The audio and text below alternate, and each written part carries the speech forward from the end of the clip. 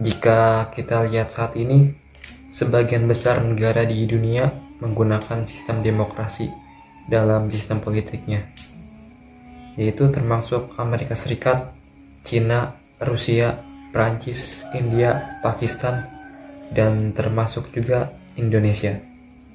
Indonesia juga telah lama menggunakan sistem demokrasi. Dan pelopornya itu adalah presiden pertama kita, yaitu Presiden Soekarno. Dan jika kita lihat definisi dari demokrasi itu sendiri, demokrasi merupakan sistem politik di mana rakyatlah yang menjadi pemimpin di negaranya sendiri. Dan demokrasi itu juga memiliki arti, yaitu dari rakyat untuk rakyat, yang berarti rakyatlah yang menjadi pemegang penuh atas kekuasaan dalam negaranya sendiri. Demokrasi telah menemani sejarah manusia selama berabad-abad yang lalu, dan demokrasi sendiri lahir pada abad ke-5 sebelum Masehi, yaitu di Yunani, tepatnya di kota Athena. Demokrasi sendiri diciptakan oleh seorang bangsawan bernama Cleisthenes. Belum ada catatan pasti kenapa dia menciptakan sistem demokrasi, tapi kemungkinan terbesarnya itu diakibatkan oleh perpecahan politik para bangsawan yang ada pada saat itu. Sistem demokrasi ini pada akhirnya diterima oleh pemerintahan Athena pada saat itu. Tetapi sistem demokrasi pada masa itu sangatlah berbeda dengan masa kini. Sistem demokrasi di Athena hanya melibatkan warga laki-laki berusia di atas 18 tahun yang merdeka. Sistem demokrasi di Athena memiliki 3 dewan, yaitu Majelis Umum, Dewan 500, dan Dewan Peradilan.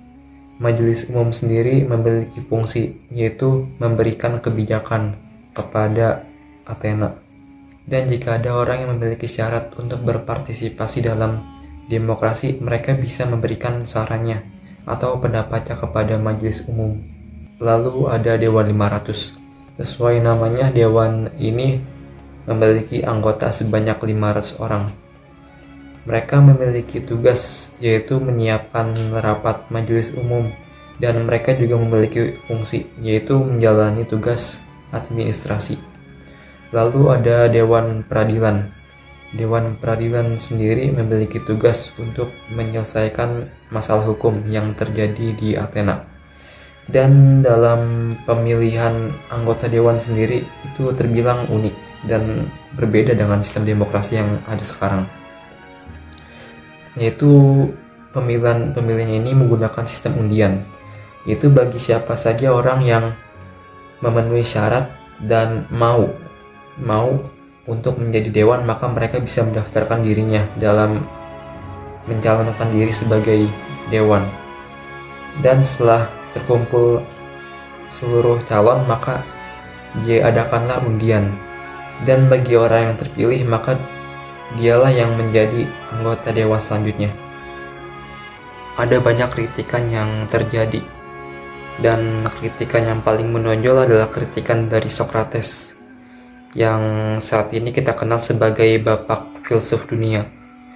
Dia beranggapan bahwa seharusnya pemerintahan itu harus diisi oleh orang yang berkompeten, bukan oleh orang yang asal mau saja.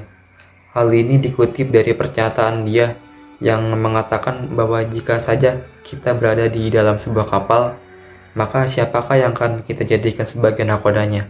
Apakah orang yang berkompeten atau orang yang asal mau saja? Tentu saja kita akan memilih orang yang berkompeten. Maka dari itu, apa bedanya dengan sebuah pemerintahan? Sebuah pemerintahan haruslah diisi orang yang berkompeten, bukan oleh orang yang asal mau saja. Jika hal ini terus dilanjutkan, maka ini akan bisa berdampak buruk bagi Athena di masa depan. Sistem demokrasi di Athena terus dipakai dalam beberapa generasi, dan pada akhirnya Athena kehilangan kemerdekaannya oleh kerajaan Makedonia. Ada upaya dalam mengembalikan demokrasi di Athena, tapi dalam upaya itu sama sekali nggak berjalan dengan lancar, dan pada akhirnya Athena harus meninggalkan sistem demokrasi mereka. Walaupun sistem demokrasi di Athena sudah runtuh, tetapi ide dan gagasan tersebut telah menginspirasi banyak negara di seluruh dunia di masa depan untuk menerapkan sistem demokrasi di negaranya.